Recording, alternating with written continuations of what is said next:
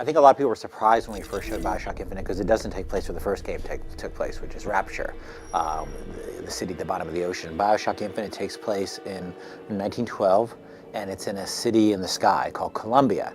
And that city was created by the United States government as a sort of a floating emissary of American ideals that would float around the world and demonstrate the success of the American experiment to other countries in the world, with the idea of that hey, look at the American experiment. Don't you want to be like this? And of course, things don't go entirely as planned. And Colombia gets involved in an international incident in China that involves the destruction of an entire city, and it sort of essentially succeeds from the Union and disappears into the clouds. You play the role of a guy named Booker DeWitt, who is a former Pinkerton agent, sort of a tough character, and he's so tough he's been kicked out of the Pinkertons, and he's seen better days. He's sort of living on the outs, and he owes a lot of money, and a man comes to him who owes money to and makes him an offer he can't refuse, which is to go to Colombia, find this woman Elizabeth who's been trapped in Colombia since she was a little girl, and bust her out of this tower she's being held prisoner in and bring her back to New York. And Booker goes to Colombia, and of course things aren't as they seem, and he gets caught up in a pretty extraordinary situation. So Elizabeth is probably the most powerful person in the world. She has these incredible powers that she doesn't even know about until Booker goes and busts her out of this tower she's been held in, and she has these abilities to open these tears in the world, which are basically, you see in the actual gameplay. For instance, there are things that aren't in our world that could be in our world, that potentially could be in our world. She can bring those into our world, like pieces of cover or ammo or allies who don't exist in our world but might, or turrets or skylines. All these things that are part of BioShock Infinite. And Elizabeth has the ability to instantiate these things, to open these tears and bring them into our world. Or alternatively, if you're being chased by somebody along one of these skylines through the air, to bring in a version where that skyline doesn't exist, and the guys who are chasing you will fall to their death. So she's got this amazing ability that you have control over as a player, as Booker. You essentially say, Liz, I want you to open that tear. But you do that at the expense of the other tear. So you'll be in a combat situation, and you'll see three things. You'll see a turret, you'll see a skyline, you'll see some allies you could bring in, and you can bring in one of those things. I, as a gamer, may bring in the skyline. You, as a gamer, may bring in the turret. And it's just another thing that, BioShock gamers always expect to be able to play out the combats the way that they want to develop the strategies, their tool sets the way that they're comfortable with and they're excited about. Elizabeth's just another way, and her tears are just another way for you to do that.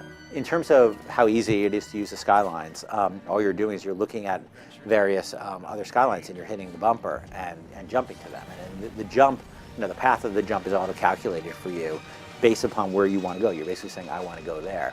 And it's quite intuitive, actually, if you sit down and play with it. And for us, that was critical, because if players can't feel powerful and they can't feel in control of themselves on the skyline, I don't think that's going to be fun. Compared to BioShock, when you play BioShock, you sort of arrive in Rapture when the story is happened already, and you're sort of being an archaeologist discovering what happened. A lot of the story has happened. Where in BioShock Infinite, you and Elizabeth are really the catalyst in a lot of ways for what's going on in the city.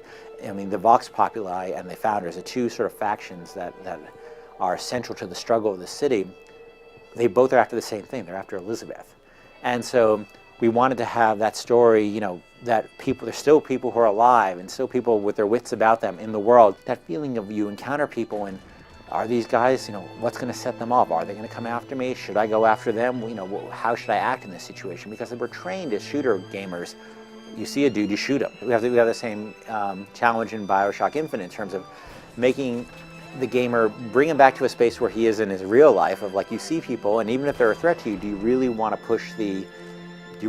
raise the stakes here? Do you really want to set the water to boil? Or do you want to maybe see how things go and maybe not get in a conflict here? We had this challenge on BioShock 1, which was, the scene that most people are familiar with Andrew Ryan, and you learn who you are. It was really important to me as a writer that the insult And I think the reason that scene worked was the insult was not to the character. The insult of what Ryan was telling you was to the gamer's understanding of their experience. And conversely, when we started BioShock Infinite, it was really important to me that the gamer build a relationship with this character, Elizabeth. Not just like, it's easy to say, oh, Booker, Liz, look, they're both attractive people, they get along, isn't that great? That's easy to do. The question is, can I make the gamer feel a connection to Elizabeth? Can I make the gamer feel that they're forming a bond with Elizabeth? And and I think that's a really interesting experiment, and we're excited to continue the experiment, and we'll draw feedback from people and see how they react to it. But it's a real challenge. Nobody's really done that, especially in a first-person shooter.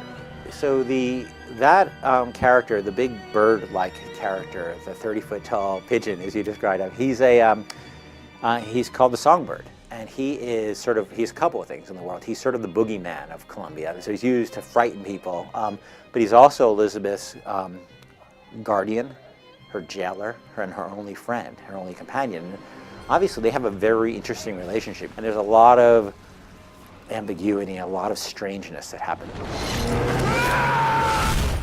I think BioShock Infinite relates to the rest of the franchise in the way that, I've always thought that BioShock was about a certain kind of storytelling, a certain kind of gameplay, that you're very much in control of the, weapons in one hand and powers in the other hand, being in this incredible environment that feels very close to our reality, but also quite different from our reality and our history. To me, those are the things that are always the heart of the BioShock gameplay, of what makes a BioShock game. Never, Rapture or Columbia. That's a secondary element of the location and the time.